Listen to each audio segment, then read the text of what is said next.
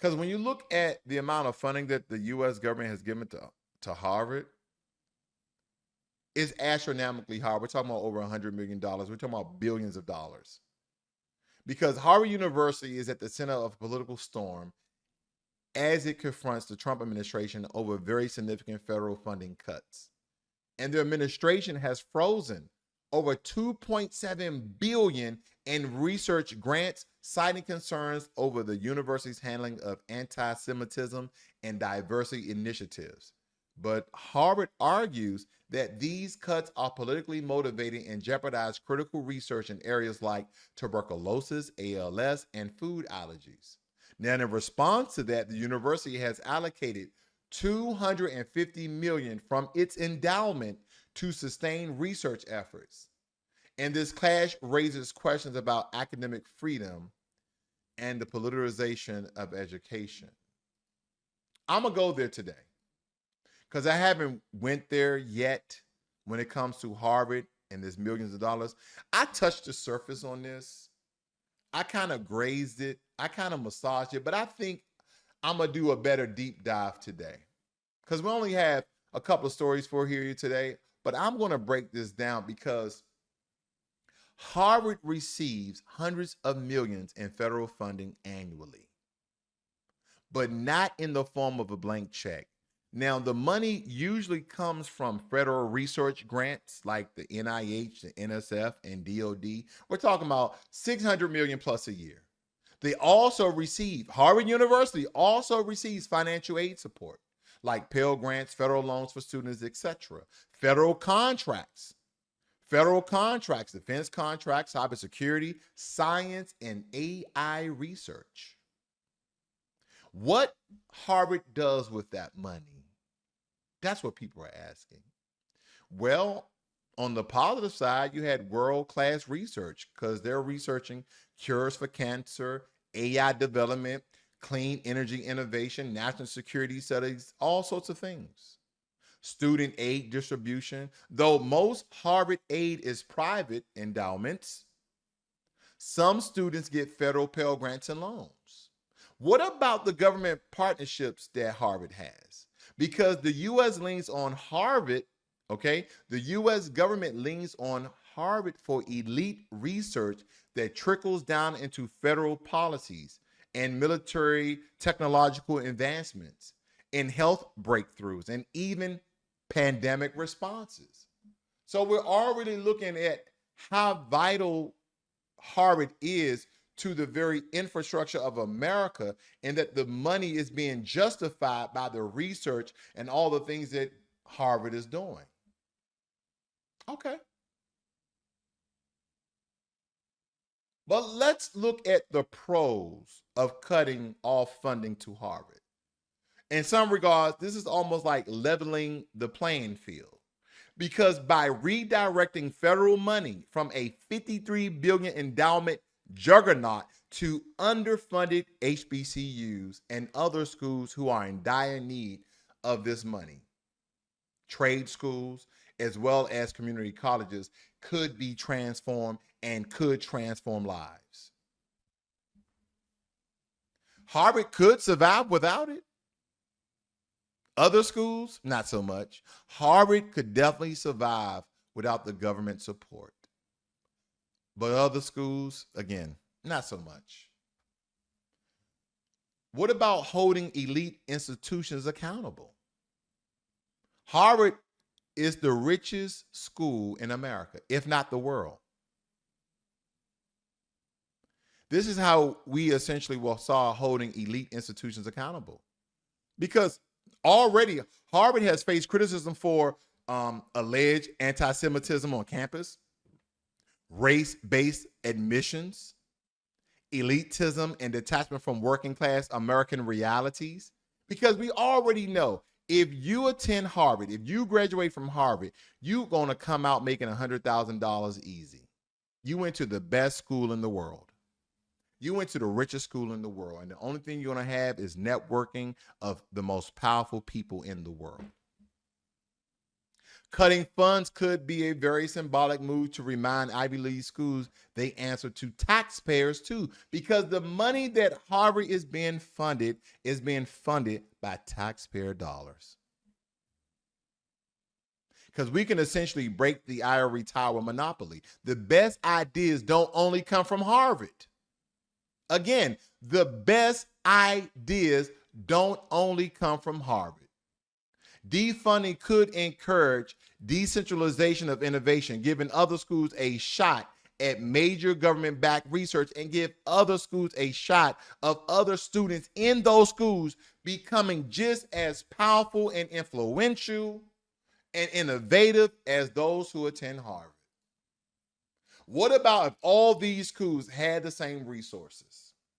What about if all these other schools, HBCUs, and other schools who are not federally funded at the level that Harvard is?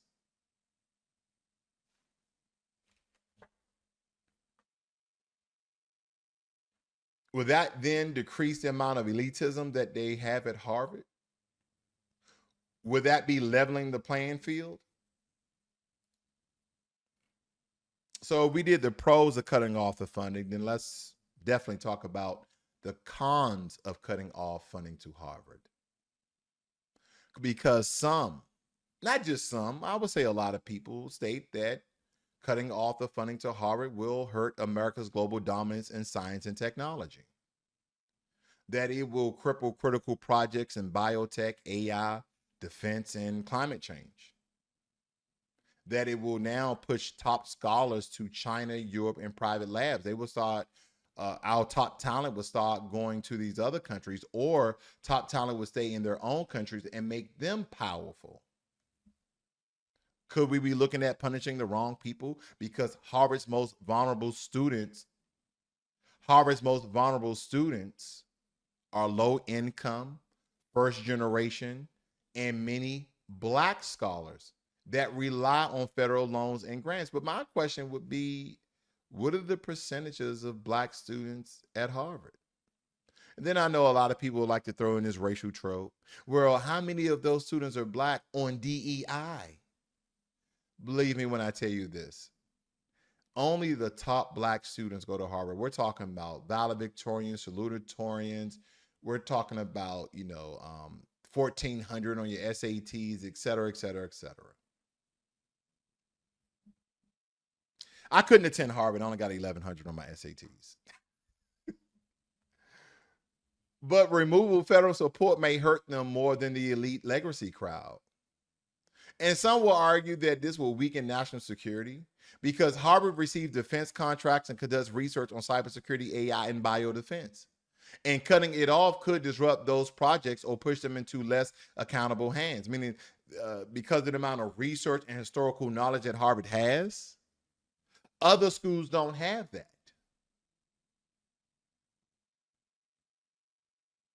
Some may argue that this may set a very dangerous precedent. Using federal funding to punish institutions for political or cultural reasons could backfire. Because today it's Harvard, tomorrow it's a journalism school, a public university, or some sort of think tank that challenges the government. Why? Why does Harvard get the money in the first place? Some people will say, oh, because Harvard always delivered, and it's a meritocracy game. And that is flawed, but it's a real thing. They attract the top minds. They win competitive federal research grants. They publish, patent, and innovate like crazy. They contribute to America's brain power and economy. But again, here's the kicker. They don't need it to survive. Other schools do. Imagine this, family. Imagine taking just 20% of the federal money Harvard gets. This 20% of the money that Harvard gets, let's say 100 million.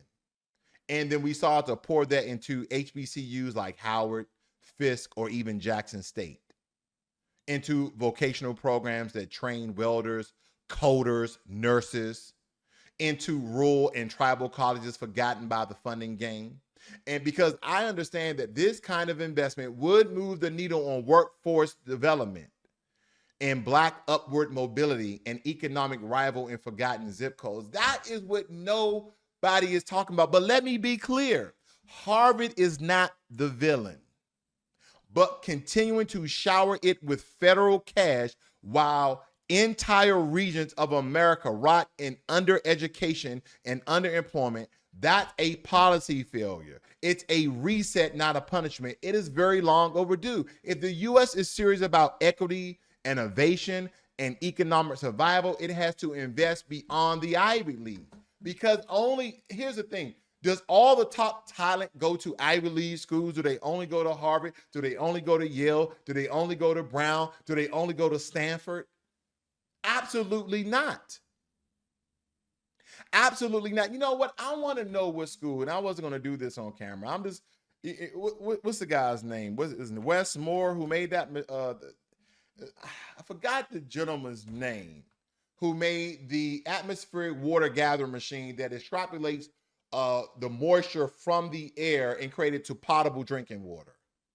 I thought it was named, let me see, the AWG water machine. Let me just look this up very quickly. I forgot the gentleman's name who created this. But did he go to Harvard? I want you guys just to look at a lot of the inventions that people have made. And my only question is, did they go to Harvard?